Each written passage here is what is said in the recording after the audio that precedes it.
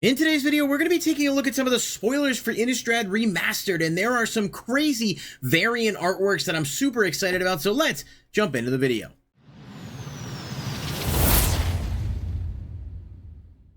What's going on, everybody? Welcome back to the channel. Thank you so much for being here. I do appreciate each and every one of you guys taking the time to watch these videos. Be sure to hit that like button if you do enjoy, and the subscribe button if you want to be subscribed to the channel when new videos are posted. You can click the bell icon to be notified, and that will take care of that. Now, I apologize, it's been a bit of a quiet week for me, but I was taking care of some things, but I'm back now, and we do have some interesting news to sink our teeth into with this Innistrad Remastered spoiler. Now, this set does come out in January, and there's nothing new. There's no new cards, so those of you on, like, spoiler fatigue, trying to learn, keep up with everything, not too much to worry about here. It's a reprint set, largely in the way that Ravnica Remastered, Dominaria Remastered have been. One of the bigger concerns, I think, about this product before it actually, we're seeing a little of it, there's still so much more to be revealed, was what exactly they were going to put in the set to kind of hard carry it. And it ended up being such that Edgar Markov got put in here. He, of course, Edgar Markov, the character, set on Innistrad, so there's that. And he has only been reprinted once, and that was in the Commander deck, so there's no alternate way to kind of access him. I think it was just the Judge promo and the Commander decks, but now we get Edgar Markov in multiple different variants. We have a base, we have a serialized version. I hope that this artwork will also have a regular, like non-serialized, but I don't know that for sure. And then we have the showcase version using that Crimson Vow showcase frame. So this card is kind of the big chase card of this set, with both a serialized and tons of alternate variants to go after. But, Edgar alone would not be enough to carry the product, and still, to this point where we are going to talk about some of these reprints, I hope that we will see more. But I think they've done a good job of kind of following up with, some of these products. So that's what we're going to look at today. Interestingly enough, there is a card we're going to start off with called Mass Hysteria, if you guys are unfamiliar with it. This card was actually not in an Innistrad block set. It was in Mirrodin, I think, or Mirrodin Besieged. It was one of the two.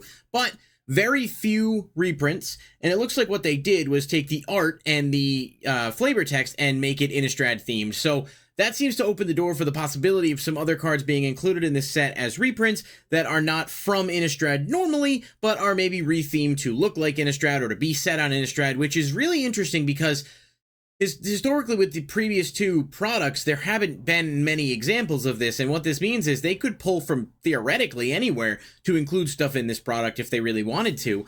Hopefully they'll stay true to the, the Innistrad theme and the spirit of the set, but at the same time, there does need to be some balance of, good value in these products in order for people to want to buy them. So, including some other stuff, I think some people are going to be upset about it. Some people are going to be excited about it. Based on, early surveillance of Reddit, it does seem like some people are like, oh, they're not Innistrad. Like, I get it, and I understand where the frustration is coming from, but at the same time, those same people will be complaining if this product was bad and had not enough reprints to actually have worthwhile value. So I'm hoping that they find a good balance and include some stuff to make the value good while also keeping it a good draft product, a good sealed product that'll be fun to play. But let's talk about some of the actual reprints. Mass Hysteria does not have a lot of reprints. It's got, I think, one or two, and one was a secret lair, so not exactly the most widely accessible. Wasn't the most expensive card either, but it's a pretty good enchantment. It gives all creatures haste. I definitely think it changes the style of game for sure, just in terms of acceleration if you're playing this specifically in, in a 60-card format, but probably good for Commander too, and that's always something you got to take into consideration with products like this, especially because Edgar, obviously the chase card in the set, is a Commander only card with, the exception of Vintage and Legacy, but I don't know that he's, super strong there. Now, Emrakul, the Promised End, we knew was going to be getting reprinted in the set, but so it's not a shock on that. What is really cool about it is this artwork is super cool, and it's that movie theater, monster movie poster, and I think it works perfectly with Emrakul. It looks super awesome. People are gonna have their complaints with it because it is not like readable, quote unquote. I mean, you have the text all over the place, and you're gonna have people that just don't like that, and that's okay. Obviously, everything comes down to everyone's preference, but there is a regular version of the Emrakul in the set as well. You can see that here. So if you're not into the alternate art, you do have that. I don't know if there's going to be like a borderless or a retro frame. I would assume that there is, but I'm only kind of working with this data information that I have here. So it's definitely a possibility. Just kind of, I would say almost, it's very likely, but Emrakul getting a reprint is great. It did get a reprint previously in a secret lair, but it didn't do a ton for its value, and it's obviously still an extremely popular card with Eldrazi getting a a lot of love, both, recently. I mean, hell, there was even a new Eldrazi in Standard, but both with Modern Horizons 3 and Commander Masters, we had the Eldrazi decks, and there's a lot of speculation that Edge of Eternities, the new set that comes out next year, will feature the Eldrazi. So if that's the case, you could obviously expect a lot more hype behind the OG Eldrazi and these as people get into them. So yeah, just a home run, in my opinion, of an inclusion in here. Both a good reprint and an incredibly cool chase art treatment. I don't think Emrakul's got a serialized variant here. I wonder if that's because there's serialized versions of the Eldrazi's in Modern Horizons 3, so maybe they decided not to cross it, or we just haven't seen it yet. I don't know. We know Edgar's the only one we've seen that's serialized up to this point, but Ravnica Remastered had a lot of serialized cards, so anything is possible. Definitely not, a guarantee by any stretch. We've got Avacyn, Archangel Avacyn. This is it's decent, but it's not as good as, the Avacyn. But the artwork here is the same. Decent enough reprint. It's still a mythic, probably for draft purposes. I don't think this card was like crazy expensive either, but it's not terrible, and obviously Avacyn's good. I wonder if there's a possibility we see the other Avacyn in here as well. I will be honest in saying I didn't play Magic back then, so some of my knowledge is limited. I don't recall if Avacyn Restored was actually set on Innistrad. I'm sure people with more knowledge of that will know, but I'm guessing if this Avacyn is in here, there's a very real possibility the other Avacyn could be in there as well. It did get a reprint in Commander Masters in 2023, but I don't think anyone would complain about another reprint for it because it's still a pretty pricey card. So hopefully that gives us something to kind of look to. Thraben Inspector, a very good, very, good, especially for like drafting limited purposes, but just a good card in general, especially for clue tokens, investigate. This is getting an alternate art treatment, which I believe is the first of its kind, so pretty cool. Not, the craziest bit of value, but again, I do like that they're doing these sweet, like, borderless variants for, like, commons and uncommons. We saw some in Foundations, we've seen some in other products.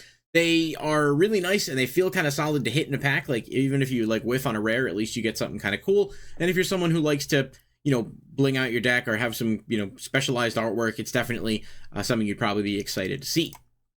Snapcaster Mage is getting a reprint here as well, which is awesome. Obviously, this card is not the most accessible, but it's also gone down in price to a relatively reasonable extent, I think.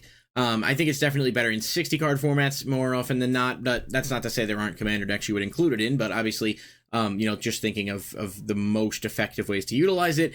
From what I understand, this is only going to be in retro frame in this product. Now, I don't know that for 100% certain, but that's what the stream indicated, and it's kind of interesting because that makes me think it'll appear a lot less. Will it appear in all booster types? I would hope so, but that I don't know. If anyone does know, or if anyone has any idea, certainly feel free to sound off in the comments. I'm sure people will be wondering about it, but currently, based on the knowledge I have available, as far as I understand, this card is retro frame only, and I think it'll appear in both play and collector boosters, but it probably will not appear very often, given that it is a mythic and it is going to be limited to just that one treatment. And so if this is like Ravnica Remastered and Dominaria Remastered and there's one retro frame per pack, you're more than likely, you're looking at a very low likelihood of getting it. Now, Mausoleum Wanderer is a really cool card. This actually, I don't remember what the original set this card was in, but it's a really fun card. It's definitely strong, but check out this sweet borderless or alternate art treatment. I can't, the way this site is set up, it's hard to get a perfect shot of it there, but this artwork here by Andrzej Kaczynski is just unbelievably nice. Just a cool card and sweet artwork. I think that's kind of important because even if a card's not super expensive, if you have a chance to get some cool blinged out variants, there might be something that appeals to everyone. Just a really cool card, decent reprint, not the craziest demand, but I do think, if for decks that use this, having access to one that has that artwork is going to be fun. Now, Invasion of Innistrad, just a quick note here. This is the first battle we've actually seen reprinted, and this is from March of the Machine, but it takes place on Innistrad, so I get it. Good card, not exactly one I was clamoring for a reprint on, and really kind of surprised it's a rare, but I guess, it makes sense. You still have to have some filler rare in there, so it is, it is what it is, but I don't think we'll see any other battles in the set, probably just the one.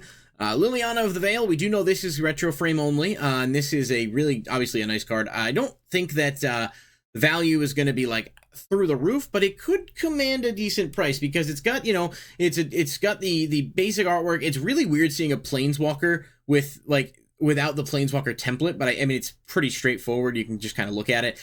So the uniqueness of this might actually contribute to its value. But when I say, the artwork, like the original artwork of this Liliana, it does come foil. I saw some spoilers of it like a week or so ago, but it was unconfirmed. I didn't want to make, videos about misinformation necessarily, but this is just a good reprint. It's obviously a card that's good. It's still standard legal for now, but it won't be much longer. You know, I don't necessarily expect that to have a huge impact on its value one way or another, but I think this will be a version that people will want to go after.